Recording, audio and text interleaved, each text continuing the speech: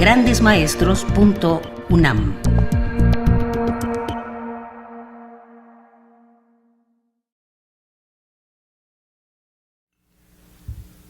Bueno, pues muy buenas tardes. Bienvenidos de nuevo a la cuarta sesión de este curso.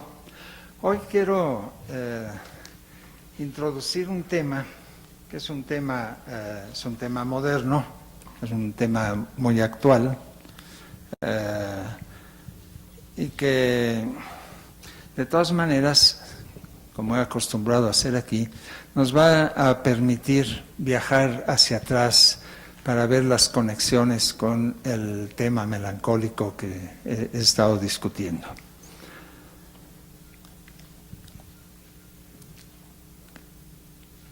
Antes de empezar, creo que ya lo he dicho, pero en fin, quiero darles la bienvenida a los tres intérpretes. Especialmente hoy llega Aníbal Robles Kelly, que flautista y que va a interpretar una de las piezas. Quiero darle la bienvenida a él y desde luego que ustedes ya conocen bien a Yolanda y a Cuauhtémoc. El tema al que me refiero es una de las metáforas posiblemente más poderosas, o incluso la metáfora más poderosa, más influyente, más inquietante incluso sobre la condición moderna capitalista. Esta metáfora es atribuida, ahora vamos a ver la historia de esta metáfora, a Max Weber. Es la idea de que las personas en la sociedad moderna capitalista viven encerradas en una jaula de hierro. La idea de la jaula de hierro es realmente una metáfora muy fuerte, muy poderosa y que es muy citada en todos lados. Proviene de un gran sociólogo, de Max Weber, pero ha influido enormemente a agentes provenientes de otros ámbitos. Es una metáfora sumamente conocida.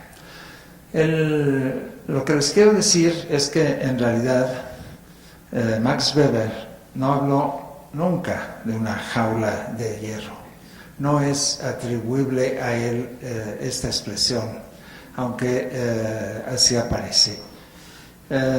Les quiero recordar, vamos a hacer la historia de esto, que hacia el final de su más famoso libro de Max Weber, La ética protestante y el espíritu del capitalismo, cita una expresión de Richard Baxter. Richard Baxter era un teólogo puritano inglés, también poeta que vivió a finales del siglo, en la segunda mitad del siglo XVII. Cita Weber la expresión de Baxter, según la cual el cuidado de los bienes exteriores debía ser para los puritanos tan leve como una ligera capa sobre los hombros del santo, y que podría hacerse a un lado fácilmente. Sin embargo, comenta Weber, el destino quiso que la capa, eso es en las versiones, en las traducciones que conocemos, que la capa se convirtiera en una jaula de hierro. Pero en realidad esta famosa expresión es una paráfrasis, digamos, en el mejor de los casos, una traducción aproximada que se permitió que hizo la versión al inglés de la ética protestante, el famoso sociólogo norteamericano Talcott Parsons. Él tradujo, Weber en realidad en el original no habla de una jaula de hierro, sino de una caja o vivienda tan dura como el acero. En alemán, ein stahlhartes Gehäuse. Eso no quiere decir una jaula de hierro, es, como les digo, una caparazón, una caja, incluso una casa, una vivienda de acero, no de hierro. Y se refiere al encierro solitario del hombre rodeado de una petrificación masificada, acumulada de bienes y de mercancías. Pero yo me puse a indagar, pensé, bueno, ¿de dónde sacó Talcott Parsons esta expresión? Porque podía haber traducido, no es que no supiese alemán, podía haber traducido perfectamente. Resulta que la expresión viene de un libro, posiblemente el más popular y famoso libro de toda la literatura puritana, el Pilgrim's Progress de John Bunyan. Pilgrim's Progress es el viaje o el avance del peregrino. Fue un libro que se publicó en 1678, tremendamente popular.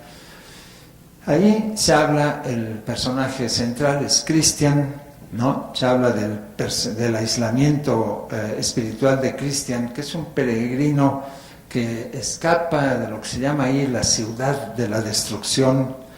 Lo induce a cortar lazos que lo unen al mundo y a la vida cotidiana y inicia una peregrinación, una búsqueda hacia un nuevo mundo cristiano, desde luego. Y hay un pasaje de esta peregrinación que me parece especialmente revelador, pues utiliza la metáfora de la jaula de hierro, y esto debió haberlo conocido Max Weber, que leyó este libro e incluso lo cita. Lo más interesante de esto es que vamos a descubrir, ya se lo podrán estar imaginando, que en realidad la jaula de hierro es una metáfora de la melancolía.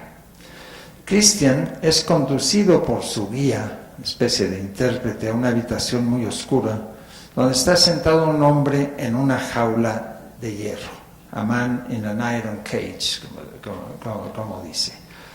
La jaula de hierro en Bunyan es una metáfora, es una clara metáfora de la melancolía, no se lo estoy inventando. Cuando el peregrino le pregunta al hombre encerrado en la jaula de hierro por las causas de su desgracia, éste le contesta textualmente, no se aplica a nosotros los universitarios, Fui alguna vez un profesor honrado y próspero, tanto ante mis ojos como frente a la mirada de los demás.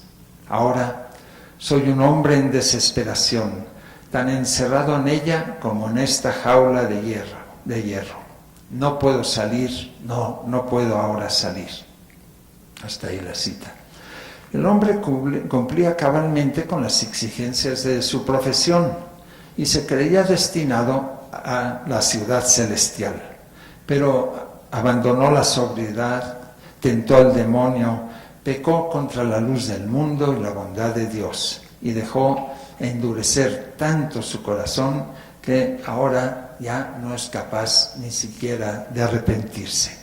El hombre de la jaula explica así, textualmente lo cito, las causas de su caída. Por las lascivias, placeres y ganancias de este mundo, en cuyo goce me prometí a mí mismo entonces un gran deleite, pero ahora cada una de esas cosas también me muerde y me roe como un gusano ardiente. ¿Acaso es hoy difícil comprender cómo el llamado, este llamado puritano y calvinista a romper los lazos mundanos y sensuales pudo conectarse con las más avanzadas formas de organización social? Max Weber reconoce que es un extraño misterio. ¿Por qué la renuncia al placer mundano y que provoca una caída en la melancolía, como este personaje que es encerrado en la jaula del hierro?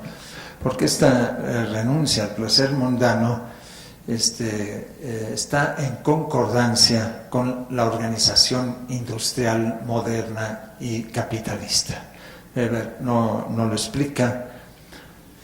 En realidad, digamos, la relación entre puritanismo y melancolía sí fue un tema que Weber no lo descubrió así, no entendió, que no utilizó siquiera esta imagen de la jaula de hierro proveniente proveniente de Bunyan, sino, como les digo, le fue impuesta después por el traductor Talcott Parsons. La relación entre puritanismo y melancolía fue en realidad un asunto ampliamente discutido. Ya he hablado un poquito de esto en las sesiones anteriores, desde el siglo XVII. En primer lugar, encontramos las críticas de los antipuritanos, ¿no? Que es los católicos, pero no solamente los católicos, otras corrientes protestantes, que señalaban la forma terrible en que los excesos religiosos condenan a los fieles a caer en la demencia melancólica. En segundo lugar, tenemos las recomendaciones de los propios puritanos para superar las ansiedades melancólicas provocadas por el reconocimiento de las repercusiones cósmicas inevitables del pecado original y por el sometimiento de los hombres al misterio impenetrable de la predestinación. Ese era el problema. En realidad, pues, muy claramente desde el siglo XVII se volvió en Inglaterra, he comentado eso para otras latitudes, se volvió un lugar común en Inglaterra la asociación entre el morbo melancólico y el entusiasmo religioso excesivo en los ojos de muchos de las sectas puritanas y pietistas. Se suponía que el celo excesivo en el ejercicio de la fe provocaba el sufrimiento de una de las más extendidas, ya que comenté ampliamente ayer, una de las más extendidas enfermedades, el spleen, ¿no? Que fue también, como les dije, denominada la enfermedad inglesa. Eso más bien lo decían los franceses, porque los ingleses pensaban que el spleen era más bien una enfermedad francesa, pero bueno, era una enfermedad de la época. Los mismos teólogos puritanos reconocían peligros en las excesivas humillaciones, tristezas y tareas religiosas. De ahí que se penase tanto y se mencionase tanto el peligro de caer encerrados en la jaula de hierro.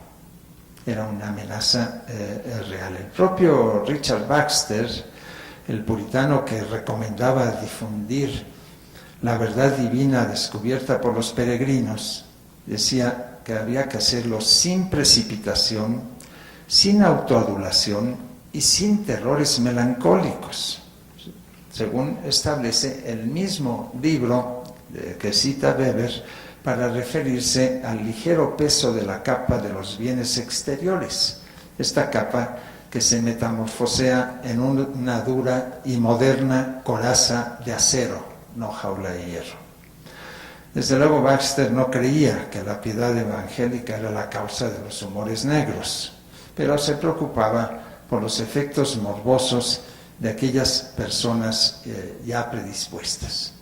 Así que de alguna manera con esto he querido denotar que la estrecha relación que hay entre esta impresionante metáfora de la jaula de hierro para referirse a la condición de los individuos que viven en la sociedad capitalista moderna y mostrarles cómo esta oculta en realidad o expresa las dimensiones melancólicas que le dio Bunyan, el que creó la metáfora. Yo no tengo ninguna duda de que Talcott Parsons, el sociólogo que tradujo a Max Weber al inglés, conocía perfectamente el libro de Bunyan. Es un libro que, bueno, entre nosotros y sobre todo en estos días, en esta época, pues no es un libro precisamente muy leído, pero en el ámbito anglosajón es uno de los libros más conocidos. No creo que sea popular hoy en día, desde luego, nos ha pasado mucho tiempo, pero sí es muy estudiado y ha habido mucha reflexión en torno a él, así que a mí no me cabe ninguna duda de que Talcott Parsons tomó de ahí la metáfora y vio la similitud con la expresión alemana de Max Weber y la aplicó. Con este detalle, con este incidente en la traducción, Talcott Parsons le dio un empuje enorme, de hecho una fama enorme al libro de Max Weber, porque sin duda esta metáfora de la jaula de hierro es una de las metáforas que más ha conmovido y ha influido en las consideraciones sociológicas, políticas y antropológicas sobre la sociedad moderna.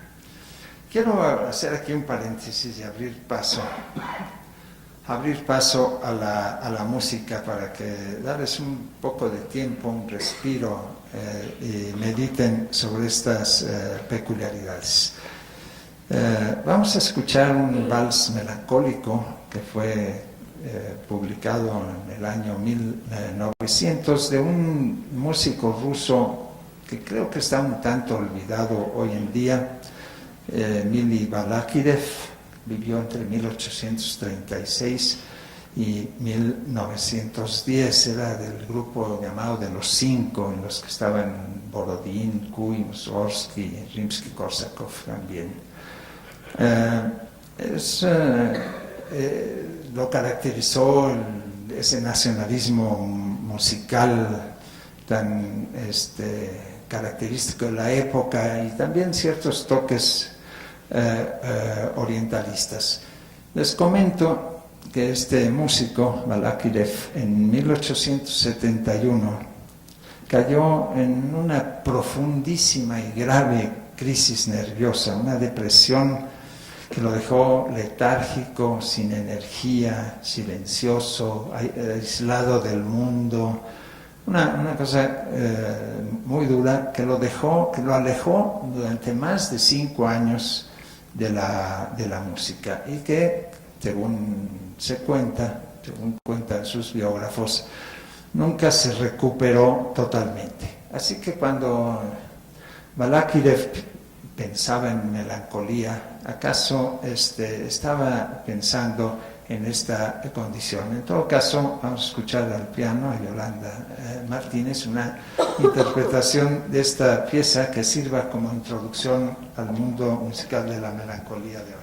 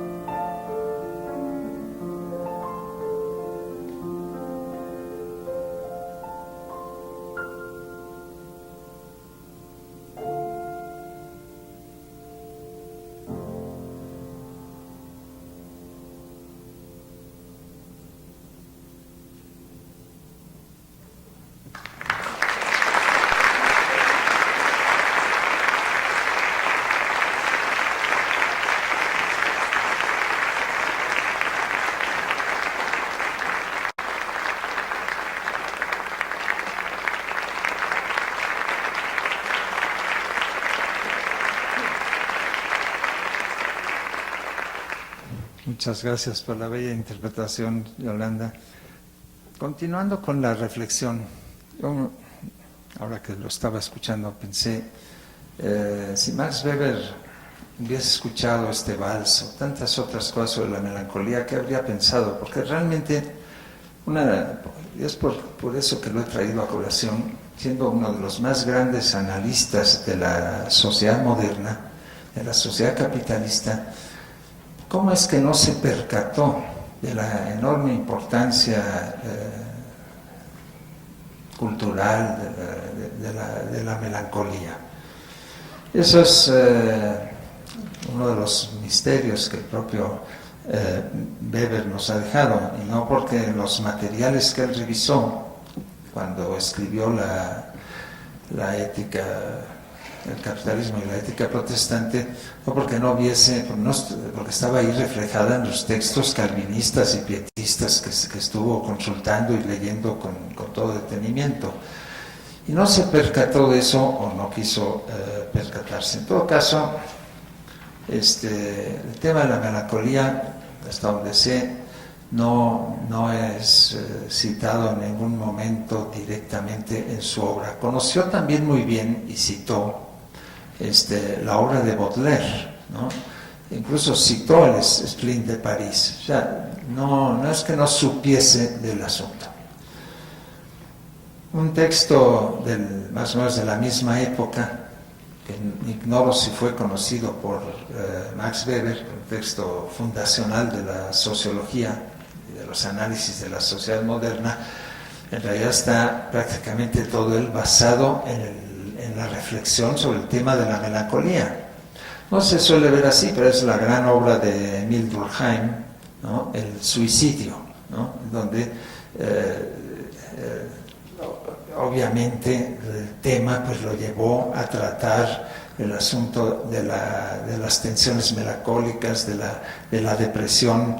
Y aunque los sociólogos no suelen ver estas dimensiones, los sociólogos también a veces somos un poco alérgicos al tema melancólico. De todas maneras, es una obra, en realidad, la de Durkheim, sobre la melancolía. Está así, y contrasta pues con la aproximación de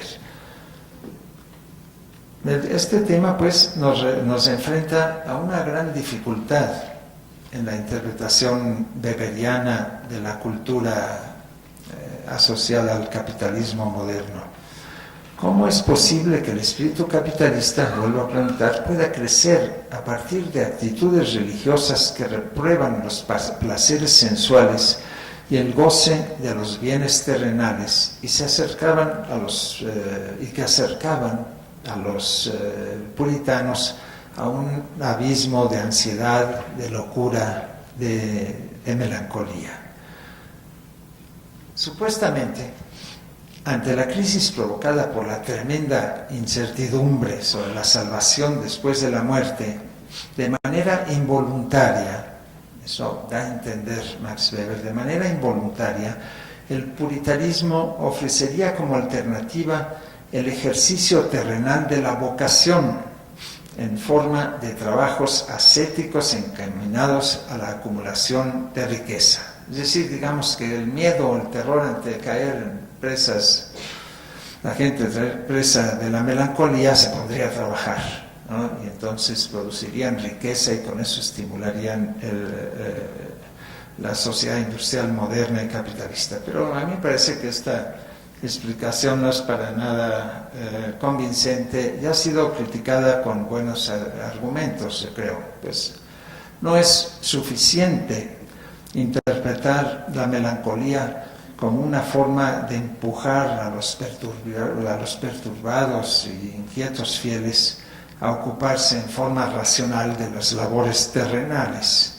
La melancolía sería, en esta perspectiva, como una especie de catastrófico diluvio que inundaría el mundo, una consecuencia de la rígida práctica religiosa que niega toda certeza en la salvación póstuma de las almas y que obliga a los fieles a vivir bajo la oprobiosa sombra del pecado original. En contraste, como señalé cuando hablé comparando al Quijote y a Hamlet, ¿no?, en contraste con el catolicismo meridional, ¿no?, que hacía un gran énfasis en el libre albedrío y en la posibilidad de escapar de esa oprobiosa sombra del pecado original.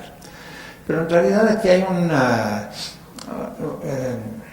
yo diría una equivocación en estas interpretaciones de corte weberiano de la ética protestante, porque en realidad la ética protestante que en Inglaterra, por ejemplo, cristaliza la famosa Confesión de Westminster de 1648, que consolida el protestantismo en Inglaterra, no asumió las ideas, para nada, no asumió las ideas calvinistas sobre la predestinación y por lo tanto evadió esta supuesta crisis ante la falta de pruebas sobre el futuro post-mortem de las almas y que angustiaba supuestamente a la gente.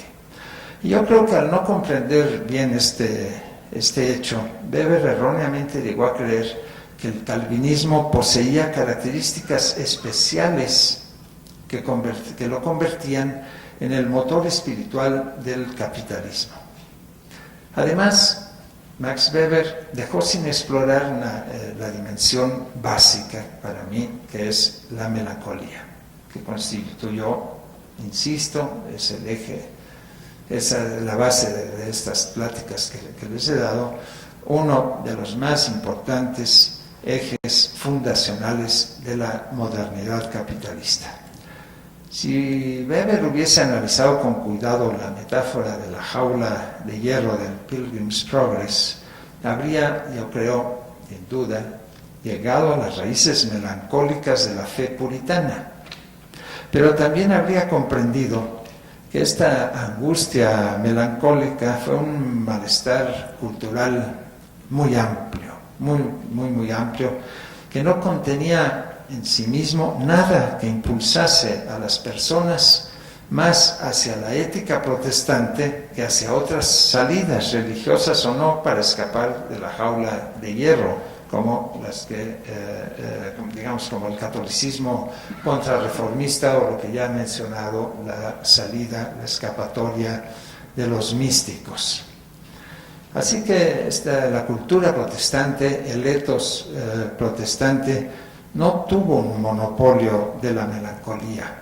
En realidad, la melancolía, como he explicado, formaba parte de un ethos pagano muy antiguo que empapó profundamente a las culturas renacentista, barroca y reformista.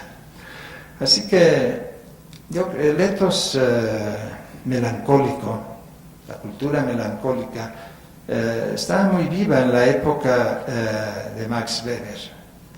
Pues ya había sido adoptado y recreado por los filósofos ilustrados como por los románticos, como he explicado.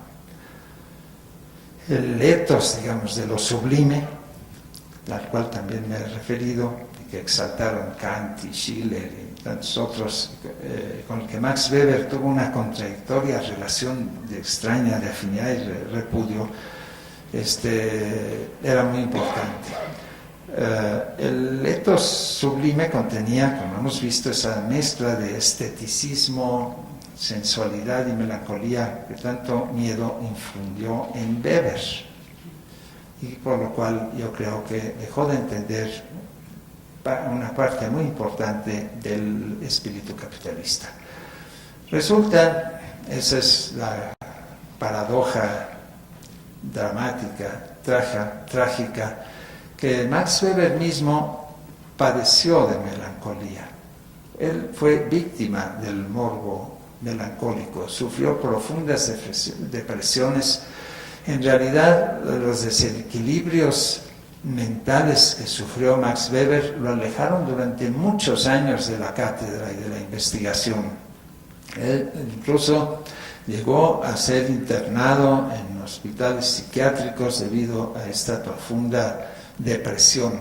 Yo me pregunto, ¿es que acaso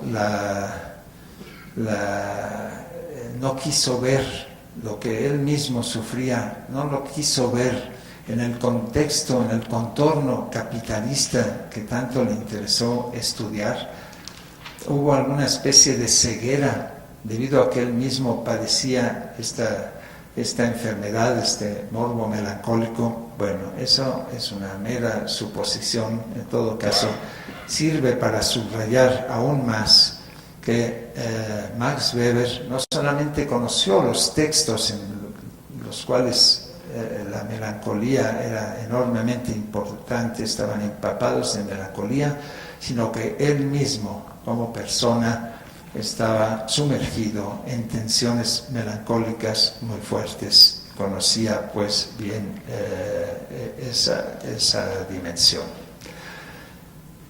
Quiero ahora abrir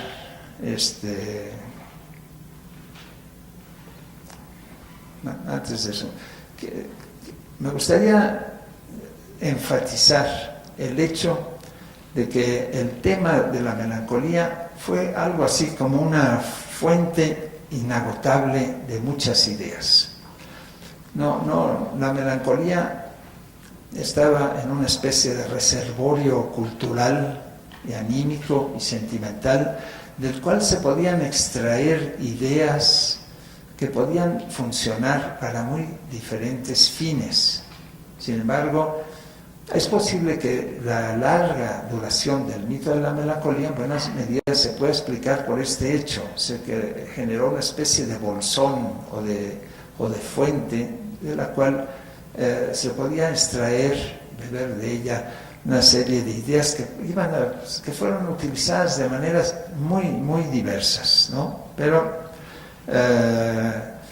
en la época moderna, en la época de la consolidación, de las primeras consolidaciones de los estados nacionales, tuvieron un papel muy importante. Mientras reflexionamos sobre este hecho, yo quisiera ahora introducir una pieza de Poulenc, de Francis Poulenc, que ya escuchamos, ustedes recordarán otra pieza. Ahora es la sonata para flauta y piano, en su primer movimiento solamente, desde 1957. ¿Acaso puedan ustedes ver ahí una especie de melancolía gozosa en el fondo? No sé. En todo caso, esta pieza le fue encargada a Francis Poulenc por la Fundación Coolidge de la Biblioteca del Congreso de los Estados Unidos en memoria de una mecenas fallecida, una pianista a quien Poulenc en realidad no conoció, o sea, no expresó ahí sentimientos relacionados con esta pianista. Poulenc, cuando se refirió a esta sonata, dijo que era simple y sutil y que le había impreso, que él le había decidido imprimirle el espíritu de la hermana Constance, que fue una de las 16 monjas carmelitas guillotinadas en 1794, cuando el periodo del terror en Francia estaba ya a punto de terminar, ¿no? El terror encabezado por Robespierre. Poulenc, como les dije el otro día, era un hombre profundamente religioso, lleno de contradicciones, porque al mismo tiempo era abierta y públicamente gay. Y también escribió, además, una ópera dedicada al tema de estas carmelitas. Así que eso nos permitirá pensar en el trasfondo de esta bella sonata. Le voy a pedir a Aníbal Robles en la flauta y a Yolanda Martínez al piano nos interpreten este primer movimiento de la sonata.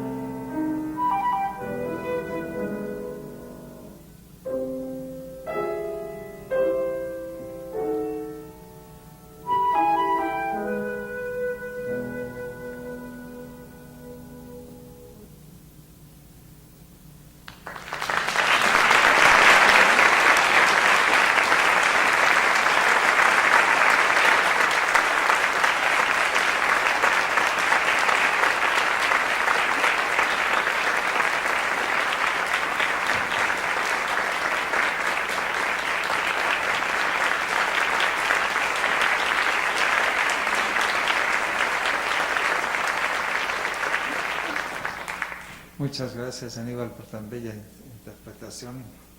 Me ha gustado.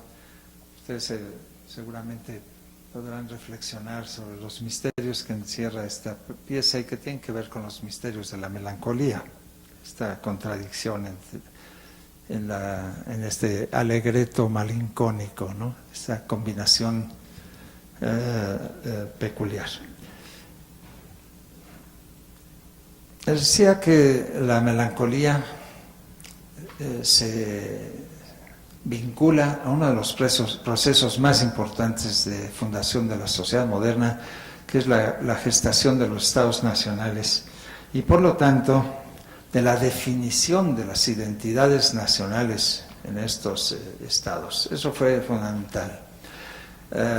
Ahora veremos un ejemplo preferido, pero antes les quiero decir que, cosa que ya ustedes han atisbado, he hecho algunas referencias a esto, que en realidad la asignación de la melancolía a las características de la identidad o del carácter de ciertos pueblos es algo antiguo, posiblemente la más antigua referencia, la más antigua ligazón entre melancolía y un pueblo. Ya lo he mencionado un poquito, ahora me voy a extender algo más. Se refiere a la melancolía como una de las atribuciones o de las peculiaridades del pueblo judío, de los judíos. Dos grandes historiadores especializados en la historia de España, Américo Castro y Marcel Batallón, han afirmado y han hecho estudios al respecto, han afirmado que la popularidad del tema melancólico en España tiene su origen en la situación difícil de los judeoconversos, ¿no? Y se refieren a escritores como Diego de San Pedro, que escribió Cárcel de Amor, Fernando Rojas, que ya he citado, La Celestina, y a Jorge Montemayor, que escribió una de las primeras novelas, La Diana, ¿no? Debido a que los conversos vivían siempre temerosos, a la defensiva, amenazados de que se descubriese, se denunciase que no eran de sangre pura, como se decía, de no ser más que, como se decía despectivamente, cristianos nuevos, o peor, en España se les llamaba marranos. Yo no estoy muy seguro de que sea una peculiaridad de los judíos españoles, porque en realidad la melancolía, como hemos visto, tiñe la literatura y la cultura de otras regiones de Europa. Pero en todo caso, desde el Renacimiento, la melancolía era considerada de manera generalizada como una enfermedad propia de los judíos.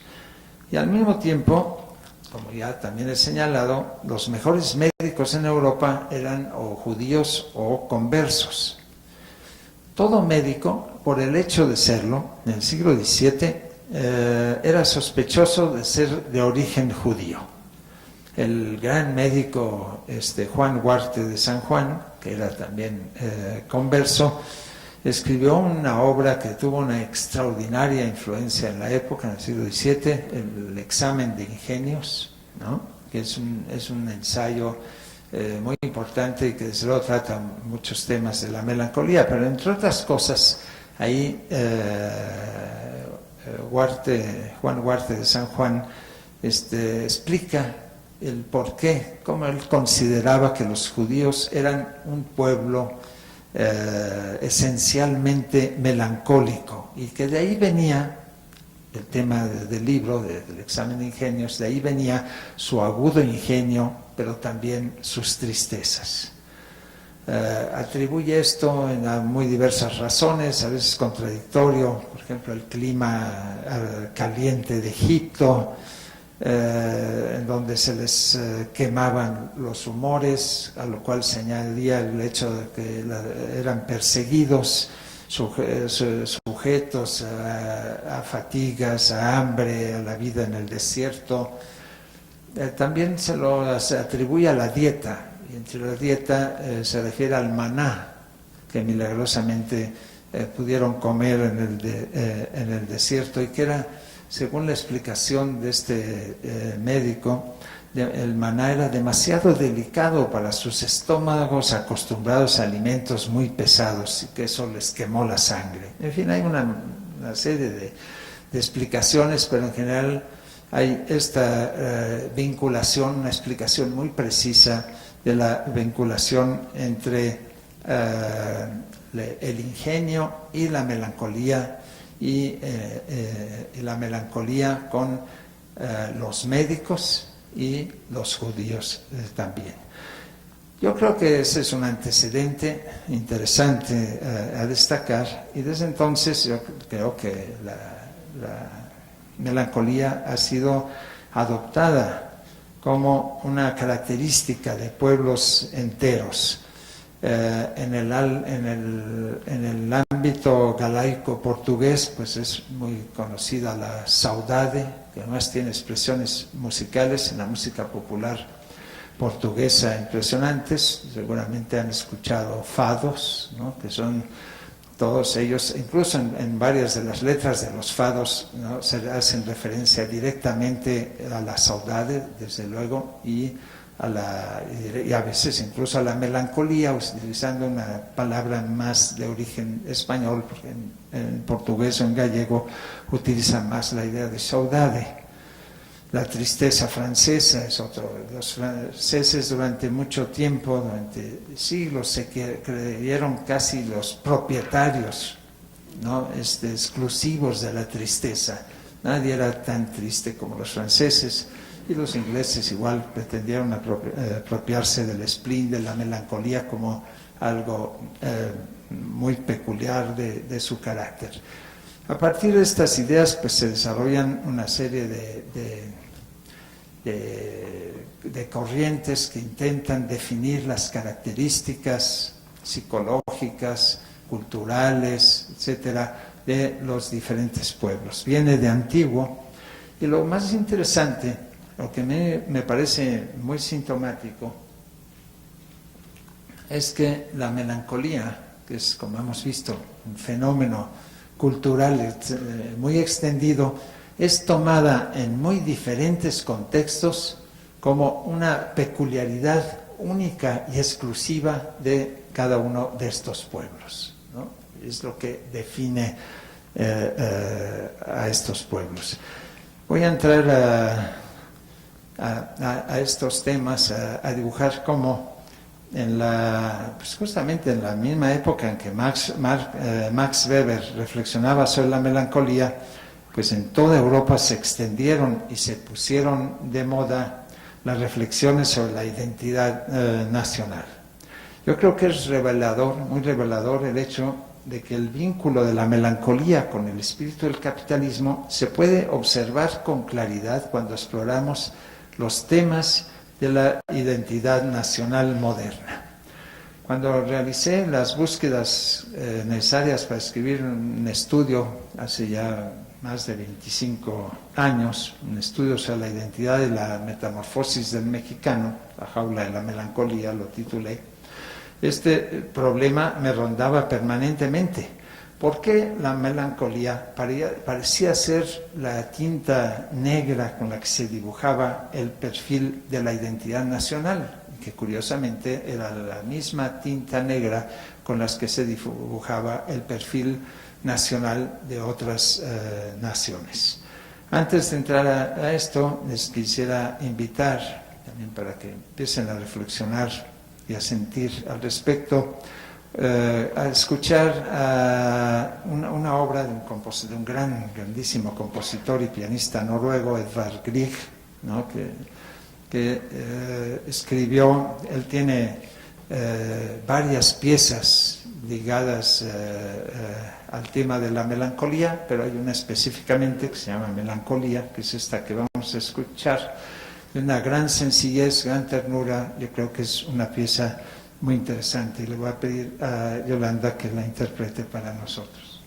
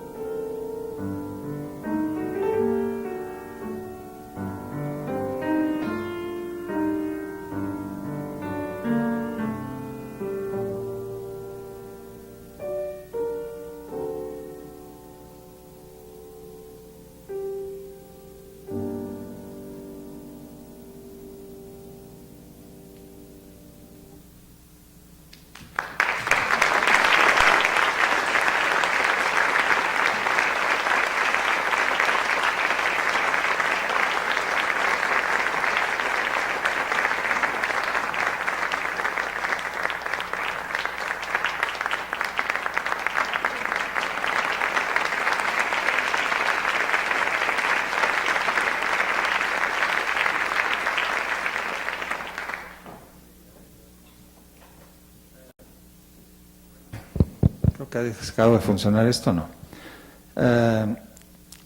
Me refería, creo que esta pieza nos puede hacer pensar, seguramente los noruegos o Grieg pensaban que la melancolía era típicamente noruega, lo pensaron los finlandeses, lo pensaron los rusos, realmente se convirtió en un lugar, en una especie de lugar común, y yo creo que las corrientes nacionalistas, tanto en música como en otras expresiones, tomaron la melancolía como si fuese la expresión propia de una identidad que expresaba algo que habían perdido, pero que acaso no estaba perdido del todo y que yacía en el fondo del ser mexicano, noruego, argentino, francés, etcétera. Ahí yacía eso que se había perdido y por el cual se sentía melancolía, añoranza de eso perdido, y que por eso impulsaba el espíritu nacionalista y la definición de las identidades nacionales. Así que el tema es por qué la melancolía parece hacer esta definición de las identidades nacionales. Buena parte de las reflexiones mexicanas y latinoamericanas sobre la identidad nacional tuvo la influencia directa o indirecta de las preocupaciones en boga en Europa, evidentemente. El libro clásico y ejemplar sobre la identidad y la melancolía mexicanas es, desde luego, El laberinto de la soledad de Octavio Paz. La inquietante paradoja consistía en que aquello que definía el carácter único e irrepetible de la identidad del mexicano, la melancolía, es un mito que ha servido igualmente para definir la identidad nacional de otras naciones. Así pues, esto nos hace ver que se trata, eso ya a estas alturas de esta charla es evidente, de un mito claramente europeo y además ampliamente estudiado. Sin embargo, en mis reflexiones al respecto encontré que la melancolía en España había sido una dimensión relativamente poco explorada, un tanto ignorada en los estudios abundantes que hay sobre el tema de la melancolía en Europa. Y me sigue pareciendo que el ejemplo español podía darnos claves para entender un aspecto que considero sustancial: el hecho de que la melancolía, insisto, sea uno de los más importantes mitos fundacionales de la cultura europea occidental moderna. El propio libro de Octavio Paz nació protegido por la sombra de la generación del 98 español, porque incluye un epígrafe de Antonio Machado, nada menos. Esa fue una generación que hizo de la melancolía un emblema para referirse a la malograda identidad nacional en tiempos aciagos, cuando a fines del siglo XIX se vive el ocaso del otrora grande imperio español. El laberinto de la soledad, como las reflexiones angustiadas de Unamuno, de Ganivet, de Ortega y Gasset o de Azorín, ofrece una crítica lúcida y al mismo tiempo amarga de una cultura política cuyos ímpetus se apagan conforme se institucionaliza la revolución y en la medida en que el imperio del nacionalismo revolucionario adopta las formas más autoritarias. El origen, yo creo que es claramente español y europeo, está ligado a esta decadencia, a este declive del imperio español que parece iniciarse y terminar bajo el signo de Saturno, de la melancolía, puesto tanto en su nacimiento en la época del siglo de oro como en su muerte a fines del siglo XIX, se halla presente en su cultura el mito de la melancolía profundamente enclavado allí. No hay, ya se los mostré, un vacío entre las antiguas melancolías barrocas y las modernistas, ¿no? y de la generación del 98, el eslabón más evidente, ya lo estuve comentando, en esta cadena de humores paralizantes, pues fueron justamente las reflexiones de José Cadalso en el siglo XVIII. Se ha dicho repetidamente que el Imperio español entra en la modernidad tropezando con grandes escollos. La cultura hegemónica española se adapta con dificultad a los tiempos modernos y es posible percibir en la manera en que se tejen las ideas en torno a la melancolía ya ciertos síntomas de este problema. El cultivo de la melancolía, digo cultivo adrede porque se cultivaba como si fuese una planta, una flor negra acaso, sirvió en toda Europa para impulsar la gestación de una conciencia moderna, no solamente de la nacionalidad, sino algo muy importante ligado a la sociedad moderna capitalista, a la conciencia moderna de la individualidad, de un yo irrepetible, etc. Y proporcionó, como ya he mencionado muy brevemente, fue un modelo de sufrimiento intenso acaso, pero controlado para resistir sin desfallecer del todo los terribles males de la mecanización, de la industrialización, de la masificación. Así que por ello el romanticismo fue al mismo tiempo pues un vehículo y un tamiz de los sentimientos melancólicos, pues rescató la antigua tradición de los humores tristes, pero filtró hasta cierto punto sus efectos más desorganizadores, digamos, utópicos o revolucionarios. En España podemos suponer un romanticismo relativamente precario, dejó sin tamizar los aspectos más trágicos del humor negro y amplificó sus aspectos negativos de tal manera que a fines del siglo XIX nos topamos con muchos Quijotes amargos, duros, rabiosos y ciegos, obsesionados por el rescate de una identidad nacional dañada, fragmentada, en peligro de desaparecer y, claro, obsesionados por la falta de unidad de España.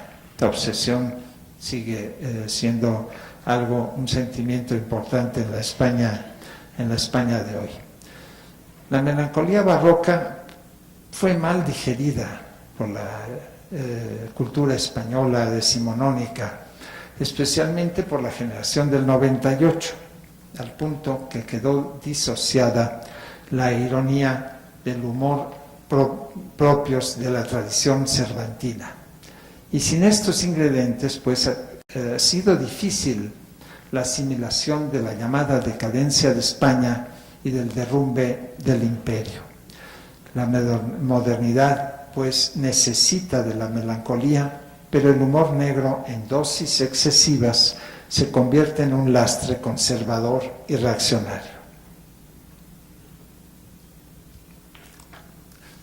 Por lo tanto, no debe extrañarnos esta obsesión por la búsqueda de caminos, muy típico de la generación del 98, esta angustia que la expresó Antonio Machado en sus famosísimos versos: caminante, no hay camino, se hace camino al andar. La generación del 98 hereda la tristeza de los románticos, como Rosalía de Castro, de quien ya leí algunos versos, y de Bécquer, pero se ha dicho, y yo creo que con razón, que la melancolía de estos románticos españoles no es dulce ni gentil, sino amarga y profunda. Pues el romanticismo español carece de esa cualidad lacrimosa, digamos, que impulsó Rousseau y que encantó también a los románticos alemanes. Por otro lado, además, la generación del 98 vivió y sufrió la idea de una melancolía típicamente española, una melancolía irrepetible que solamente sufrían los españoles. Antonio Machado, en conocidos versos, aludió, luego ya lo saben, a la agria melancolía que puebla las sombrías soledades de Castilla. Y su hermano Manuel, que también era poeta, En un poema titulado precisamente Melancolía, exhibe sus propios sentimientos lúgubres, y dice así, les voy a citar 4 versos de este poema. Dice: me siento a veces triste, como una tarde de otoño viejo, de saudades sin nombre, de penas melancólicas tan lleno. Y describe en tonos románticos ese típico divagar junto a las tumbas de los muertos.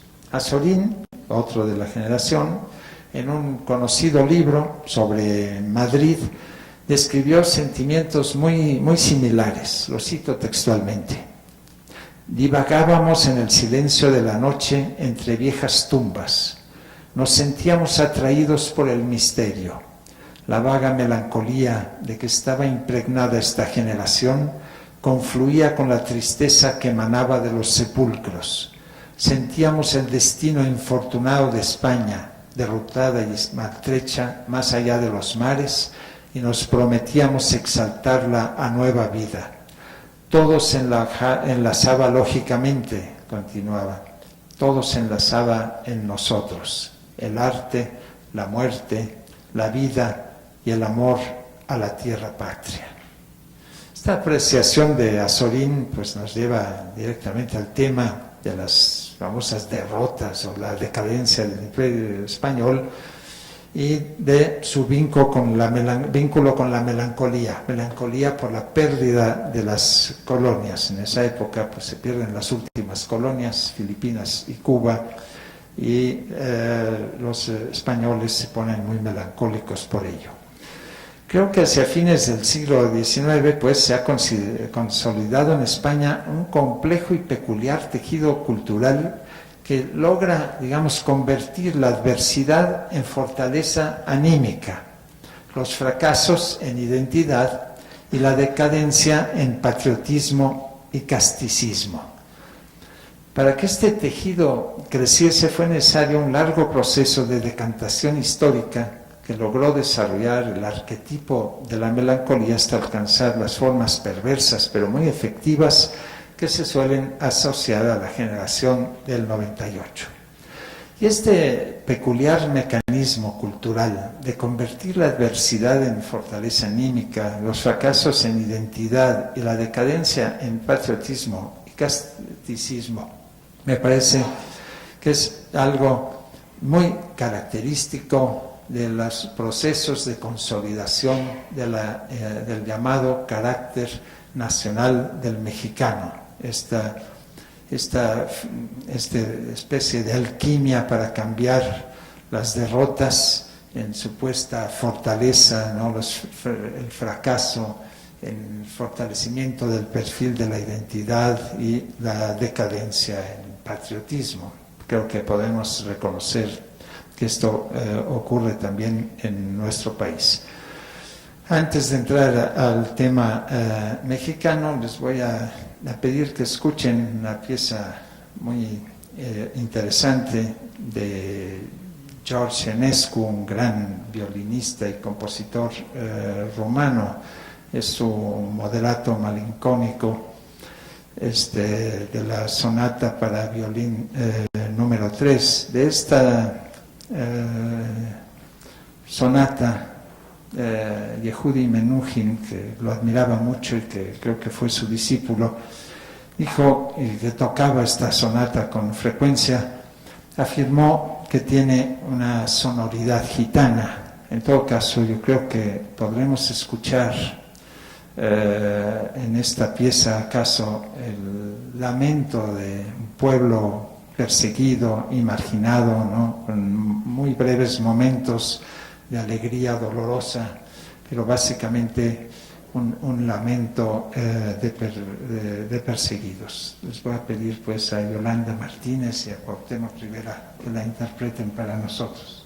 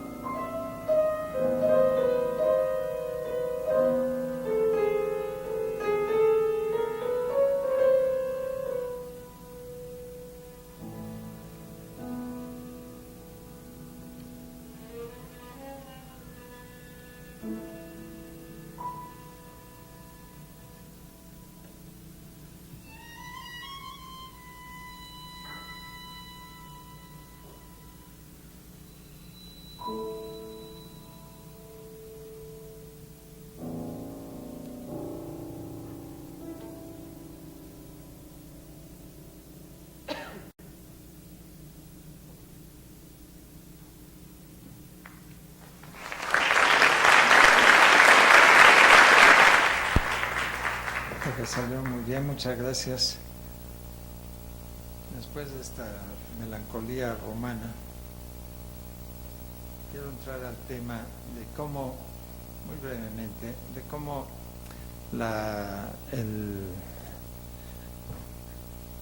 de cómo es recuperado, cómo es incorporado el mito de la melancolía en la definición del carácter nacional mexicano. Voy a hacer alusión a algunas de las ideas que he expresado ahí, las voy a conectar con lo que he estado diciendo. Ese libro, ya lo cité, La jaula de la melancolía. Yo creo que si observamos el conjunto de expresiones culturales que aparentemente el carácter nacional del mexicano, podemos descubrir que hay dos grandes ejes. Uno es el eje de la melancolía y otro es el que podría ser aparentemente su opuesto, la idea de la metamorfosis. El problema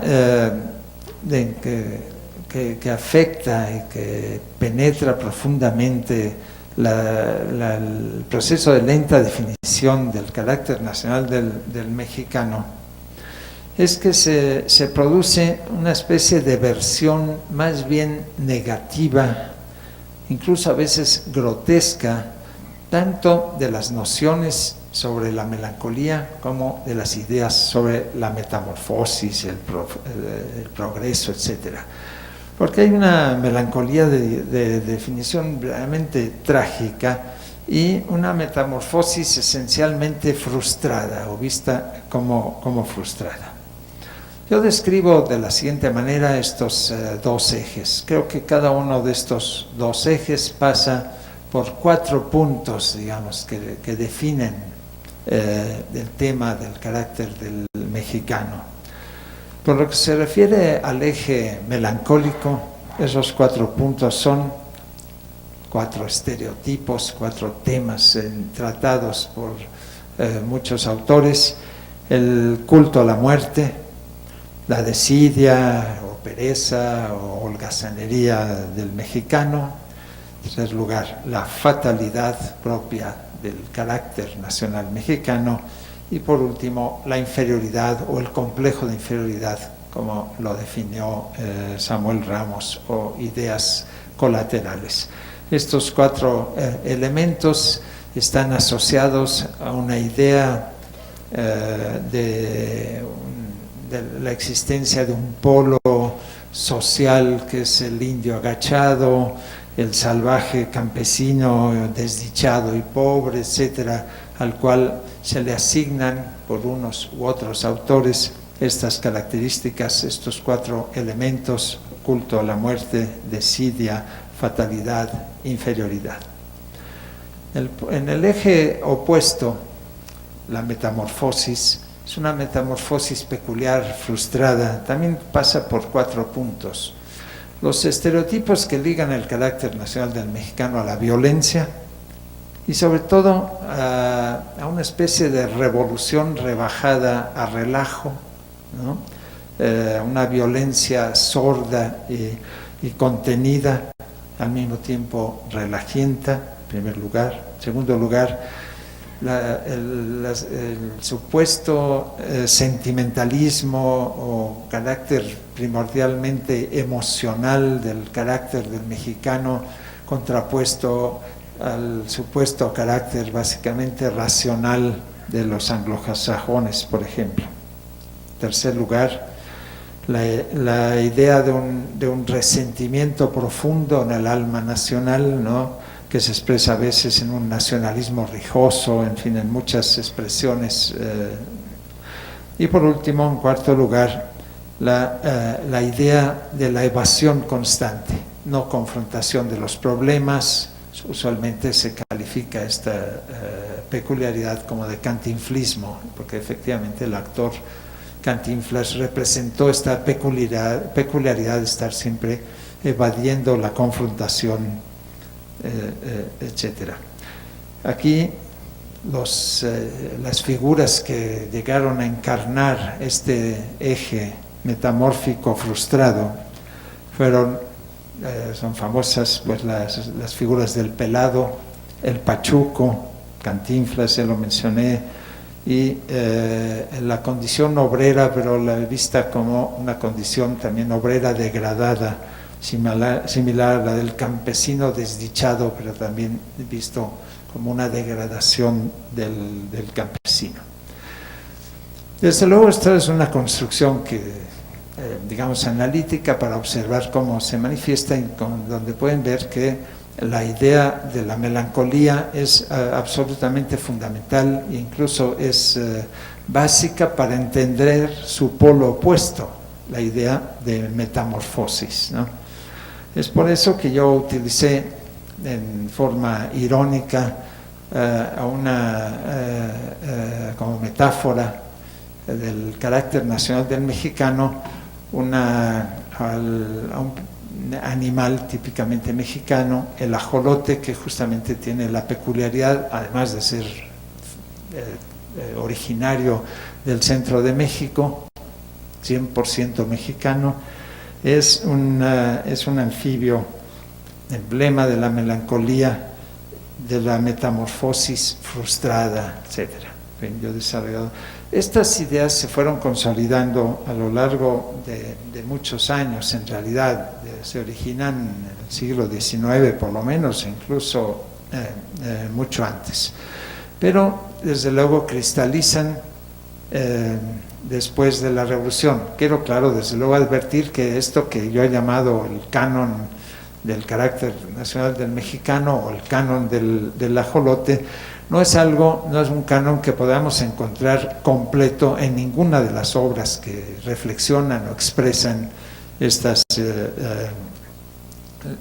carácter nacional mexicano, sean ensayos analíticos, o sean cuadros, sean murales, sean piezas musicales o novelas, cine, etcétera, ¿no? Esto aparece en forma fragmentaria. Yo diría que hay un periodo preliminar, fundacional de este carácter melancólico del mexicano, este encierro en la jaula de la melancolía, que son los años 20, están los Vasconcelos, los muralistas, Posadas, etcétera, ¿no?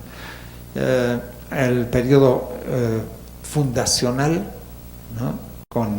En los años 30, en que se consolida en torno a una obra muy peculiar, la obra de Samuel Ramos, que se publica en 1934, El fin del hombre y la cultura en México, que es un libro muy desigual, bastante extraño, pero que ejerce una enorme influencia y que es entre otras cosas, famoso porque define el complejo de inferioridad, el sentimiento de inferioridad del cual adolecen los mexicanos.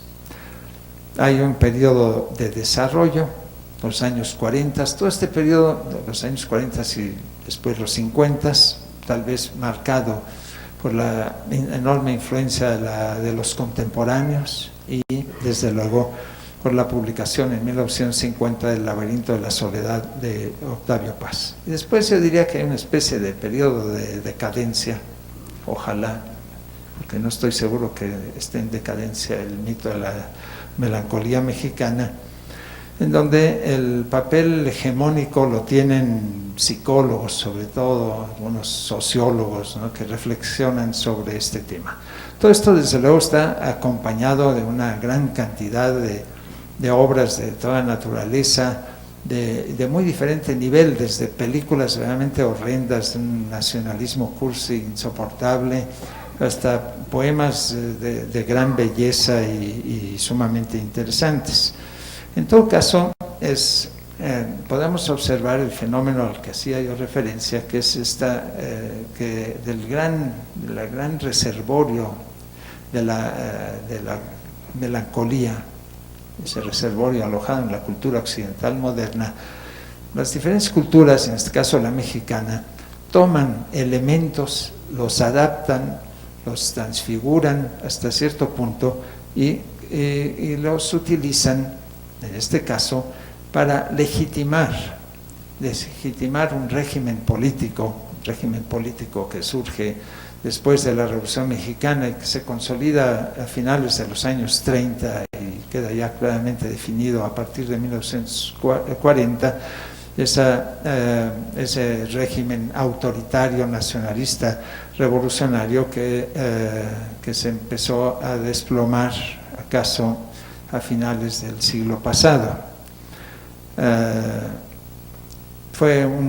Yo digo que fue un proceso cultural extraordinariamente sofisticado desde el punto de vista de la legitimación de los mecanismos políticos autoritarios, pero fue un proceso cultural que, si bien legitimó al gobierno, a los gobiernos revolucionarios, deslegitimó, digamos, a la urbe moderna, deslegitimó la fábrica, deslegitimó la eficiencia que se supone que debe acompañar el desarrollo de la sociedad capitalista industrial moderna.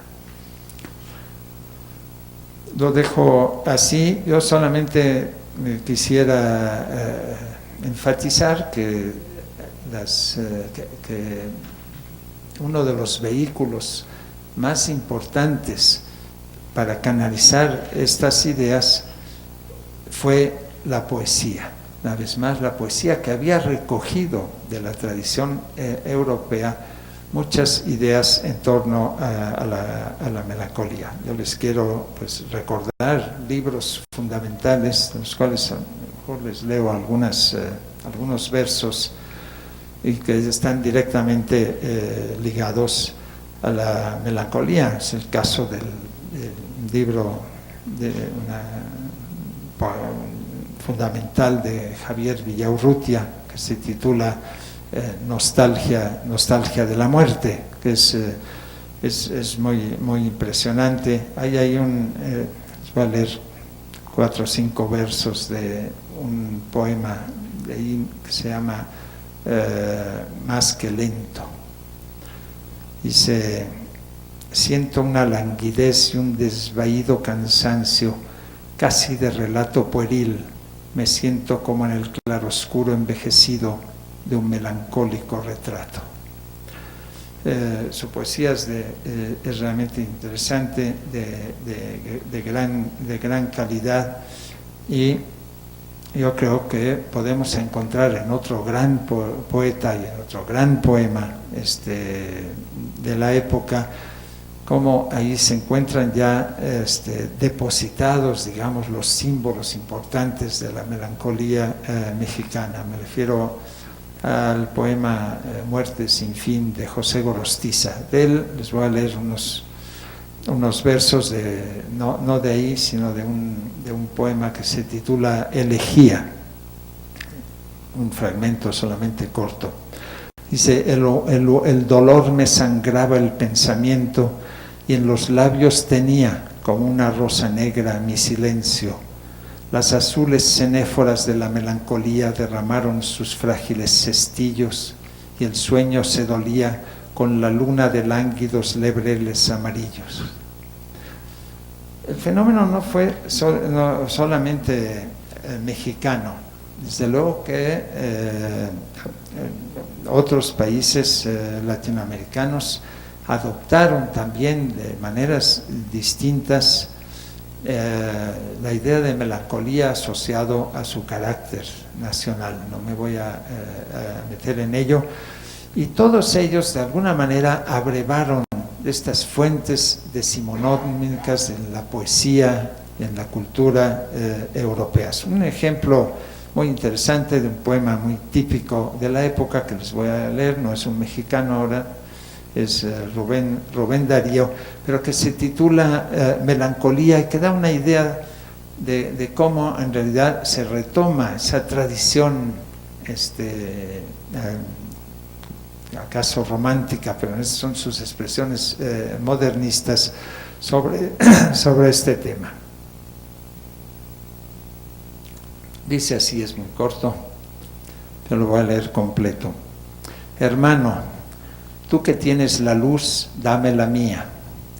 Soy como un ciego, voy sin rumbo y ando a tientas. Voy bajo tempestades y tormentas, ciego de ensueño y loco de armonía. Ese es mi mal, soñar. La poesía es la camisa férrea de 1000 puertas cruentas que llevo sobre el alma. Las espinas sangrientas dejan caer las gotas de mi melancolía. Y así voy, ciego y loco, por este mundo amargo. A veces me parece que el camino es muy largo y a veces que es muy corto. Y en este titubeo de aliento y agonía, cargo lleno de penas lo que apenas soporto. ¿No oyes caer las gotas de mi melancolía? Interesante poema.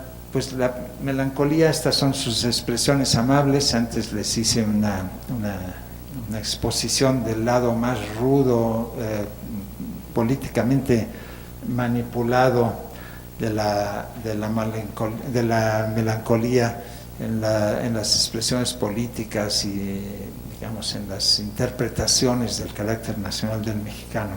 Yo creo que es el buen momento, el momento apropiado para que escuchemos a Manuel M. Ponce, compositor mexicano, en una bella pieza que se titula, que es un preludio melancólico para piano, que nos va a interpretar Yolanda Martínez.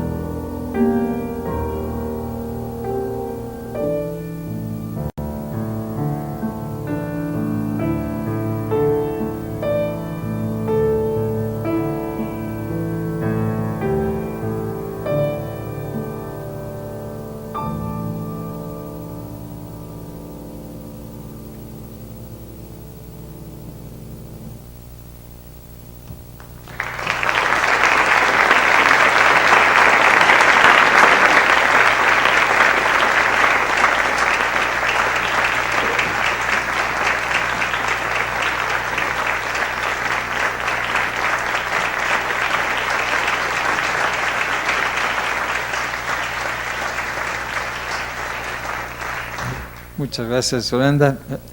Aprovecho este interludio, este preludio, para iniciar una recapitulación y redondear algunas ideas expresadas a lo largo de este curso. La tradición hipocrática establecía, como hemos visto, que los desequilibrios entre los humores producían enfermedades.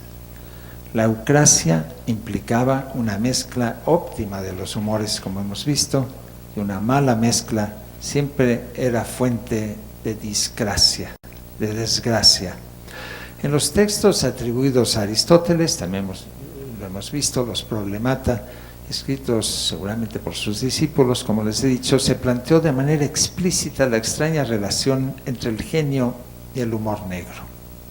En el famoso problema 30,1, el pensamiento aristotélico consagra la naturaleza altamente positiva del humor melancólico en el contexto de una enfermedad sagrada cuyas manifestaciones son inquietantes.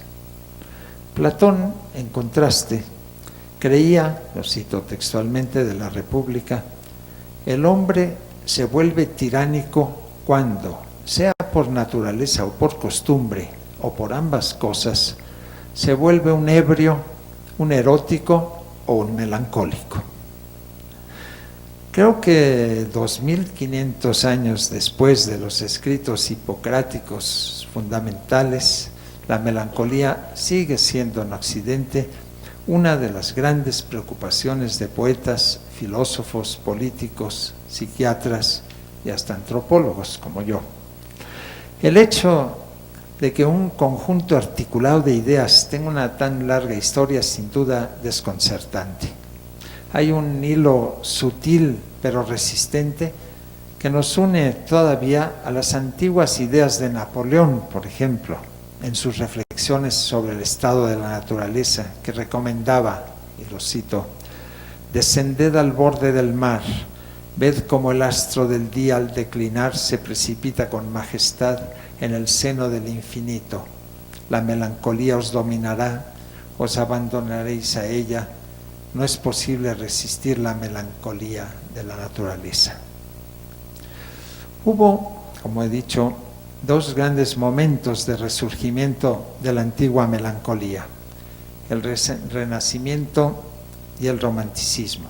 Y es muy posible que lo que se suele llamar posmodernismo, que estamos viviendo hoy, sea en realidad la tercera gran resurrección de la condición melancólica en la cultura occidental. La melancolía renacentista cristalizó en el extraordinario ángel que de ella trazó Durero en el monumental inmenso tratado de Robert Burton. Pero sus huellas se descubren tanto en los textos sobre la influencia de Saturno, de Marsilio Ficino, como en la malenconía que en las páginas del Quijote salta de Sancho a Cardenio y de este al propio caballero de la triste figura. Robert Burton decía que el melancólico tiene una acentuadísima conciencia del paso del tiempo. Pareciera que la condición melancólica aparece con gran fuerza en la cultura cuando, con el transcurrir del tiempo, se derrumban los valores tradicionales y se pierde el sentido de la historia. Durante el Renacimiento se fue resquebrajando el enorme edificio medieval que le daba sentido a la vida del hombre en la tierra. La melancolía aparecía como un sentimiento inspirado por el desorden de los sentidos, como una emoción que a partir del sinsentido de la vida, sin embargo, arraigaba al hombre a su pasado y a su tierra. En los momentos en que el tiempo devoraba la historia, era preciso glorificar la melancolía. John Fletcher, amigo de Shakespeare, proclama en su estilo pegajoso, nada tan exquisito y dulce como la encantadora melancolía. Nothing so dainty sweet as lovely melancholy. Ya lo había previsto con su ironía el mismo Montaigne. dijo él en uno de sus ensayos, en el regazo mismo de la melancolía hay una cierta sombra de golosina y de delicadeza que nos sonríe y nos halaga. En realidad, el cristianismo medieval sí conoció los peligros de la golosina melancólica, pues heredó de los primitivos eremitas coptos del desierto el miedo a la sedia, como hemos visto, al famoso demonio del mediodía que acechaba a los monjes en su solitario retiro y les infundía un insoportable sentimiento de tedio. También ellos, a su manera, vivían el fin del mundo. Así como los renacentistas sufrieron los sinsentidos del medioevo, sus herederos románticos percibieron con dolor las nuevas formas del caos, los sinsentidos de la modernidad. También ellos fueron atraídos al seno de la melancolía, con la cual enseñaron a varias generaciones el arte de sufrir la modernidad y con sus lágrimas ensartar el collar de los nacionalismos actuales. Ya lo había citado, como estableció Víctor Hugo, la melancolía es la felicidad de estar triste. La melancolía invocada por los poetas y escritores es pues un remedio que permite vivir con la belleza que muere, con el dolor venenoso de la alegría. La melancolía es al mismo tiempo la enfermedad y la medicina. Es la imagen del bien perdido que nos alivia, pero también el sufrimiento de tenerlo ante los ojos sin poder alcanzarlo. La melancolía siempre nos hace mirar hacia atrás.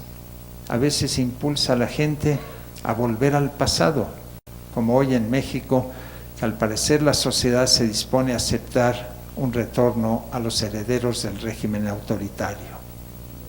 El saber melancólico es uno de los componentes de la condición posmoderna, esa condición de espectadores atónitos e incrédulos ante las ruinas de los grandes discursos, ante los despojos de los grandes edificios de la coherencia clásica y moderna. Se sufrirá una terrible nostalgia por la totalidad trascendente perdida.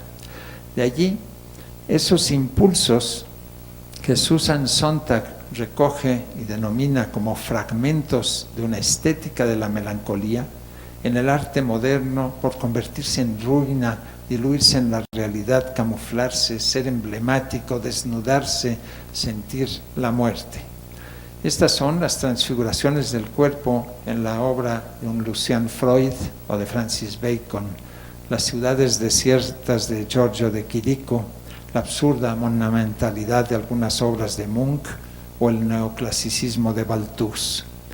Si se quiere, se trata de una melancolía artificial que ya conocemos, pero ello no le quita ni un grano a su capacidad de crear una conmoción en el espectador, como las antiguas formas rituales mediterráneas del llanto artificial que le recordaban a los hombres las dimensiones trágicas y cotidianas de la muerte. La melancolía es también, paradójicamente, la capacidad de comunicarse con un mundo que pierde sentido. La tristeza elegante de la intelectualidad francesa o el enfurruñado malcontento de la Inglaterra isabelina fueron formas del genio moderno para soportar la escisión entre su capacidad para vivir en sueños la utopía y el fango que lo rodea. Por un lado, la ficción y la esperanza. En el lado opuesto, la miseria, el estancamiento, la realidad. Esta singular mezcla de enfermedad, utopía y reflexión es hoy, de nuevo, el signo de un final de época, las dolencias de un mundo en el que democracia y socialismo, los grandes sueños de la modernidad, se vuelven áridos territorios para el pensamiento, han ocasionado una verdadera crisis intelectual. La melancolía es, digo de nuevo, al mismo tiempo el mal, la cura y el instrumento de esta condición posmoderna. Este trío que la caracteriza, que hemos encontrado la bilis negra, la esperanza y el genio siguen siendo 2500 años después del Corpus Hippocraticum los tres ingredientes de una forma del existir que se ha mostrado capaz de soportar las inclemencias del tiempo. El dislocamiento del individuo, la fe en el mundo nuevo y el poder de la inteligencia, no obstante, siguen siendo motivos de profunda inquietud. Si entre las ruinas de lo viejo y las esperanzas frustradas en el futuro que no acaba de llegar, se extiende allí mismo la melancolía. Entre los dos mundos se extiende ese jardín de la melancolía del que hablaba el gran poeta Apollinaire, que veía una oscilación entre el desdén y el amor. Nos podríamos preguntar, ¿desdén a lo viejo o de lo nuevo? ¿Amor por lo viejo o por lo nuevo? No sabemos, pero quiero terminar estas reflexiones con 4 sencillos versos de Apollinaire que hacen referencia a ello.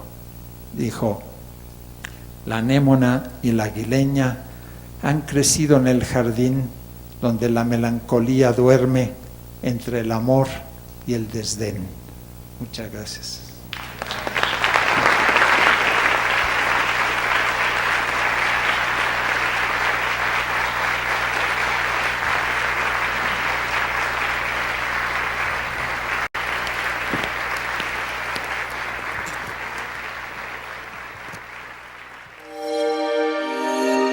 grandesmaestros.unam